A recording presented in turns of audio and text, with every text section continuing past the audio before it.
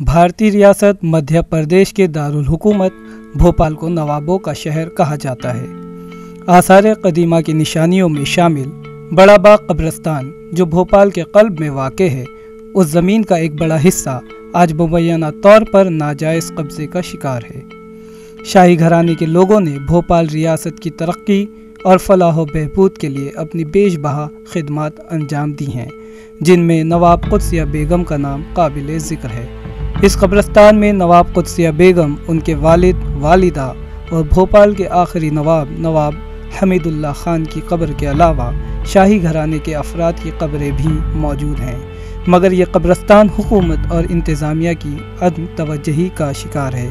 गुज़िश्ता दिनों इस सिलसिले में ATV भारत ने एक खुसूसी खबर नशर की थी, जिसके बाद औकाफ शाही, जिसके मातहत ये मकबरे हैं, हरकत में आ गया है। जो 3 मकबरे हैं, वो तीनों मकबरों को हमने आज से 5 महीने 6 महीने पहले पूरी तरीके से साफ़ सुथरा करवा के, उसका जो मेंटेनेंस था वो क्लियर करवा के, उसका रंग रोगन करवा के उसको पूरी तरीके से मुकम्मल किया और हम उस पर रेगुलर ध्यान भी दें। लेकिन उसके बावजूद भी आवारा लोग वहाँ पे जानवर, अब सब आवारा जानवर और ये सब चीज़ें जो घुस रही हैं, तो उसमें जो मॉडल टाउन की तरफ से जो बाउंड्री है वो एक बड़ा इशू है और बड़ा महंगा काम।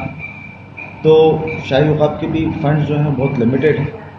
अब जैसे जैसे यहाँ के लोगों का, लोकल लोगों का या विधायक निधि का या जो गवर्नमेंट की तरफ से कुछ अपन को सपोर्ट मिलेगा, तो वो अपन अगर बाउंड्री बनवाते हैं तो उसकी चौहद्दी सबसे पहले अपन को कवर करना पड़ेगा। भोपाल से ATV भारत के लिए कमर गौस की रिपोर्ट।